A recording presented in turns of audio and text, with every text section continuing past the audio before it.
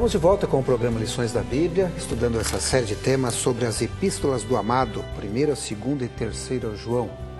Hoje, já o nosso 7º estudo, sobre vivendo como filhos de Deus.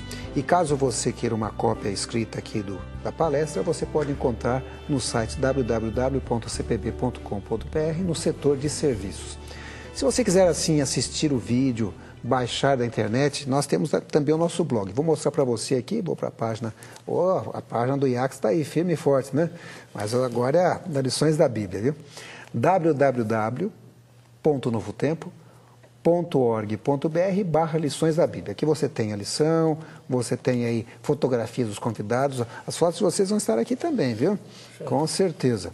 E também aqui a lição e os vídeos da lição, todos estão aqui, inclusive de algumas lições mais antigas. Então, aproveite, acesse aí o nosso blog, está bem? Conosco aqui, pastor Amilcar e pastor Oliveiros Ferreira Júnior. Lição de número 7, a gente tinha falado sobre o antídoto para o pecado. O pecado, uma doença.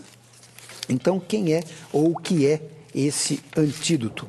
A lição trata disso aqui, sob o título A Manifestação de Jesus. E o tema principal que aparece aqui, o título, 1 João 3,5 e o verso 8 também, diz assim: Sabeis também que ele se manifestou para tirar os pecados, e nele não existe pecado. Aquele que pratica o pecado procede do diabo, porque o diabo vive pecando, é pecadeiro, né? Como diz o Leandro, desde o princípio. Para isso se manifestou o Filho de Deus, para destruir as obras do diabo.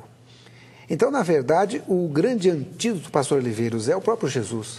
É o próprio Jesus. Agora, o problema é que o ser humano ele desconfia daquilo que é de graça, né? Aquilo que ele pensa, uma promoção, um preço, não. Alguma coisa tem, está furado, está quebrado, é roubado, alguma coisa tem. O ser humano ele tem dificuldade de aceitar aquilo que é de graça. O ser humano ele tenta pagar o preço do pecado dele, e às vezes com o dízimo. Fala assim, não, estou pagando o dízimo, agora Deus vai me amar mais. Não, deixa eu pagar uma promessa, vou carregar uma cruz que é 10 vezes o meu peso e vai de joelho a joelho em milho, faz isso, faz boas obras de caridade, que é a nossa obrigação, mas é uma obrigação quando ela surge de um resultado daquilo que já foi feito por nós, né? O antídoto é Jesus. Nós nascemos pecadores, nós vamos morrer pecando. Se eu digo, olha, a partir de hoje, para compensar o que eu fiz, eu não vou mais pecar. Olha, o pecado é que nem um cachorro, né? A gente comentou cachorro aqui no começo. O cachorro, ele nasce cachorro, ele vai morrer cachorro. Antigamente, uns 20 anos atrás, eu tinha um outro tipo de cachorro em casa. Dormia fora, tomava banho de chuva, comia a comida nossa, arroz, feijão, quiabo, farinha, ovo. Ele, o que sobrava tranquilo. Eu tenho hoje que é bem diferente. Ele mora dentro de casa, né? Ele não come comida, ele come ração. Eu estive olhando a ração dele esses dias, tem um monte de coisa que eu não como lá. Farinha de salmão, por exemplo. Tem ômega 3, né? Estamos agora descobrindo. Puxa, o ômega 3 ele come todo dia aquilo, ele toma banho diferente, tem cabeleireiro perfume, especial, roupinha manicure, e tal. Agora, não significa que porque... Não é só o meu, viu, pastor? Essa é a sociedade. Eu tenho também, todo mundo, razão também. E coisa, aí vai. Aí eu te pergunto, deixou de ser cachorro? Não. Não, porque está de roupinha, porque tá tiram foto, porque fizeram uma comunidade na internet dele. Não, é cachorro do mesmo jeito. Nasceu cachorro, vai morrer cachorro. Aliás, só deixa de ser cachorro o dia que ele morrer. Né? Enquanto ele existir, ele é cachorro. Então, nós somos pecadores. Ele passa a ser um cachorro mais bonitinho, mais cheiroso, menos feio, penteadinho. Quanto mais coisas boas eu faço para compensar, eu sou um pecador mais bonitinho, mais cheiroso, mais aceito pela sociedade, talvez, né? Menos corrupto, assim vai. Agora, antídoto, né? Solução do problema, é só um, ele vem de fora, e é Deus. O pecado se paga com morte, e Cristo morreu, né? Então... Agora, não é essa questão, então, porque me veio na cabeça agora um texto, pastor Amilcar, aquele texto de Paulo, porque Paulo, ele sentia o pior dos pecadores. Ele dizia assim, Cristo veio morrer pelos pecadores e eu sou o principal. Só que ele também dizia, olha, vivo não mais eu, mas Cristo vive em mim. Quem sabia esse seja o segredo, pastor? Essa era a única esperança que ele tinha. Faço novas todas as coisas. Sou uma nova criatura. Vocês têm de ser feitos novas criaturas, temos de ser novas criaturas. E essa nova criatura que Paulo diz, ele justifica mais à frente. É Cristo em vós, esperança da glória. Essa é a nova criatura, é a única chance. A escritora norte-americana Ellen Goldwhite, que recebeu um dom especial de Deus para comunicar verdades para nós, ela escreveu um livro, O Desejado de Todas as Nações, que você, a audiência aí do Novo Tempo, deve ter ouvido várias vezes, porque nós amamos esse livro. E ela diz que quando Jesus veio à Terra, foi na plenitude dos tempos, como o apóstolo Paulo menciona. Porque a maldade estava em escalas tão elevadas que ela menciona que até o rosto das pessoas dava a ideia de maldade, aquele rosto fechado, de ódio, de pessoas trancadas pelo medo, amedrontados, vivendo em seus castelos, em suas muralhas, para se proteger da violência externa, pessoas que viviam longe da sociedade, cada vez mais, rompendo laços, corrompendo amizades por causa da maldade, do egoísmo do coração humano. Aí Jesus veio. Ele veio na hora certa, a um ponto que não poderia mais retornar, a um ponto que a humanidade não ia ter mais retorno. Jesus se manifestou. Da mesma forma como aconteceu na história da humanidade, Cristo não tem de ser a divisão entre antes dele e depois dele, a CDC, ano domini, não pode ser assim. Ele tem de ser a divisão na minha vida. Eu antes de Cristo, eu depois de Cristo. Ele tem que ser um marco divisório. Quando ele nasce em meu coração, quando ele nasce em minha vida, eu tenho de ser nova criatura, porque é ele que vive em mim. E as coisas que agora faço não são mais as coisas da carne, são as coisas do Espírito, porque é Cristo que habita em mim. E todos os frutos que eu fizer, e tudo bonitinho que eu andar, e se me empetecarem, não sou mais eu. É Cristo que está fazendo. E, inclusive, as coisas boas que eu passo a fazer. Quando eu passo a dar estudos bíblicos, quando eu passo a compartilhar minha fé, quando eu passo a tratar minha esposa melhor, quando eu passo a tratar meu colega de trabalho melhor, não sou eu. Não sou eu que sou bom, que sou perfeito, que olha como eu sou íntimo com Deus. Coitado de mim. Pobre criatura que eu sou. É Cristo em mim. Esperança da glória. E eu percebo, inclusive, o seguinte, que a gente tem presenciado verdadeiros milagres. Algum tempo atrás tivemos aqui uma reunião onde veio um rapaz que passou muito tempo no Carandiru, era realmente uma pessoa que tinha cometido vários crimes, mas a mudança que operou nessa pessoa, a Bíblia Sagrada, o poder de Jesus, foi tremenda. Então a gente tem visto esses milagres acontecendo.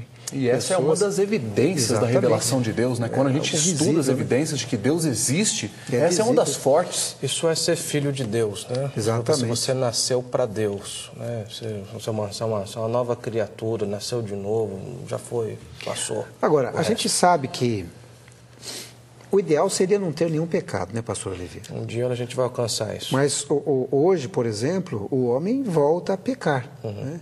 Então, qual é o segredo para a pessoa prosseguir numa escalada assim, para deixar o pecado e prosseguir para Deus? Preciso entender, pastor, que o pecado ele está dentro. Eu não posso só atacar o pecado fora, externamente. Não é o fazer, é o ser. Ele é um ato, mas é um estado também, né?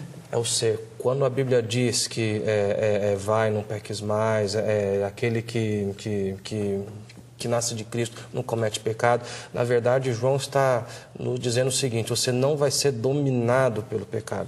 Certo. Comentou de futebol agora, né? Que é uma guerra. Bom, lá no Rio Grande do Sul tem lá na vermelho e azul, lá é um caso sério, né? Isso aí que eu mencionei os dois para não ser chacinado ali, né? Tem isso por aqui também. Mesmo quando um time ganha, não significa que ele não sofre nenhum ataque, nenhum chute. Às vezes sofre gol, mas ele não é dominado pelo adversário. Eu não domino o diabo. Agora, quando eu estou com Jesus, eu posso até cair, eu vou ser alvejado, eu vou ser atingido, mas eu não estou sendo dominado pelo pecado. Porque Jesus domina a minha vida. Eu estou em uma caminhada. Um dia eu vou ser perfeito, não aqui nesse mundo. Então, eu querer atacar o pecado, olha, a partir de agora eu não como mais isso para ser mais santo. Não, resolve aqui dentro, que daí o que você comer vai... Para a honra e glória de Deus. Surge, isso é um resultado, não é um caminho para você atingir a salvação.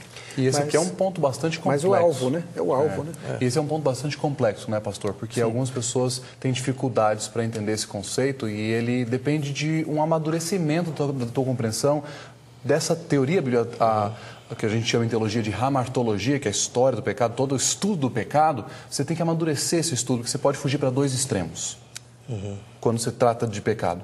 Alguns dizem que nós conseguimos não pecar. Sim.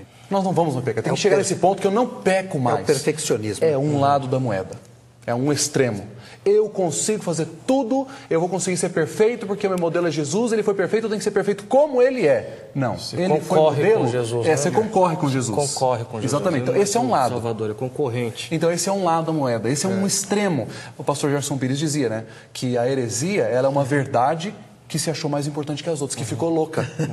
Ela se achou mais importante que as outras. Então, veja, é um lado. Você precisa lutar realmente contra o pecado e exercer esse conflito, essa parte tua. O apóstolo Paulo usa em Efésios o termo dinamis. Você tem que dinamitar mesmo, lutar e botar força nisso daí, fazer a tua parte.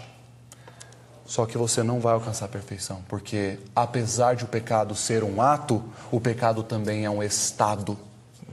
E esse estado só é mudado quando Jesus voltar nas nuvens dos céus. Mas existe um outro lado, que eu acho que é até mais comum hoje em dia. É aquele do tipo, já que eu não vou ser perfeito mesmo, deixa a coisa aí que a coisa ande. Aí eu vou na festa, eu vou aqui, eu vou ali, é sábado à noite, eu vou relaxar um pouquinho, porque Deus é um amigão, Deus é um coleguinha, vamos lá, Deus é só amor, paz e tranquilidade.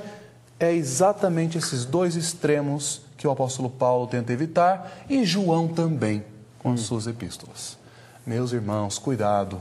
Aquele que está em Cristo é nova criatura. Sim. Agora João falando, olha, todo aquele que crê que Jesus é nascido de Deus, ele também foi gerado por Deus. Ele tem que agir como um filho de Deus. É na caminhada, né? Você vai rumo a um alvo.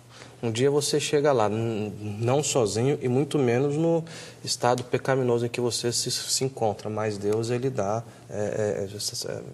essa ajuda vem de fora, não é sua, você não consegue jamais vencer o que você está lutando, arrumar as coisas aí na sua casa, no casamento, está vendo o trabalho sozinho, isso vem de fora, isso vem de Deus. Eu achei interessante, pelo menos 2 pontos que destaca a lição. Uma dizendo que os seguidores de Cristo não podem brincar com o pecado, porque o diabo é um caso sério. Ele sabe o teu gosto, sabe suas fraquezas e ele vai tocar nisso aí. Veja o exemplo de Davi, que era um homem segundo o coração de Deus e o que o diabo fez com ele. Felizmente era uma pessoa apegada a Deus e conseguiu não ficar preso ali nas garras do diabo. E a outra coisa, que aparece um outro ponto interessante, é sobre pecar e praticar como algo que está continuamente. Então, os discípulos de Cristo não podem pecar ou praticar o pecado continuamente. Ele tem que ir evitando e crescendo cada vez mais no modelo que nós temos, que é Jesus Cristo. Mas nós estamos no 7º estudo, ainda temos mais um tempinho para estudarmos.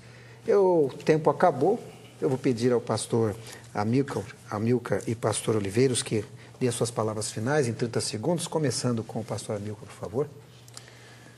Meu querido irmão, minha querida irmã, meu querido amigo que está acompanhando a TV, está acompanhando esse nosso comentário, bem amistoso, muito gostoso, estudando a palavra de Deus juntos. Você é pecador, você já chegou a essa conclusão. Antes de a gente falar, você já sabia que você tinha suas limitações. Era natural. Agora a pergunta que não quer calar é, qual é o esforço que você tem feito na luta contra o pecado? Você tem sido só vítima? Ah, não consigo, realmente eu sou assim, eu nasci assim, meu pai me tratou assim sempre, eu vou tratar minha esposa assim também, meu pai tratava minha mãe assim, meu pai me tratava assim, eu vou tratar meus filhos assim também. Será que é uma luta que você já desistiu? Será que é um vício que você já desistiu de lutar contra ele? Meu querido, você é um filho da luz. E você tem um poder do céu inteiro à tua disposição para andar como filho da luz. Tome posse desse poder. Peça que Deus te transforme e entre na luta no time que vai vencer, que é o time dos filhos de Deus. Pastor Oliveiros, suas palavras finais. Quando a gente fala em filhos, há 2 momentos. Um é o momento que ele nasce. Então, se eu estou falando para você que ainda não nasceu essa vida nova para Deus, se você quer ser um filho de Deus legítimo, então nasça. Você tem que começar com Deus. Se você já nasceu com Deus, existe uma caminhada. E a lição que nós estudamos aqui essa semana, aliás, o João ele menciona 5 vezes o tema. Aquele que é nascido de Deus, não vive em pecado, ele ama, ele vence, e o maligno não lhe toca. Você é um dos últimos. Isso está em 1 João 5. Se você deseja realmente que o maligno não lhe toque, viva como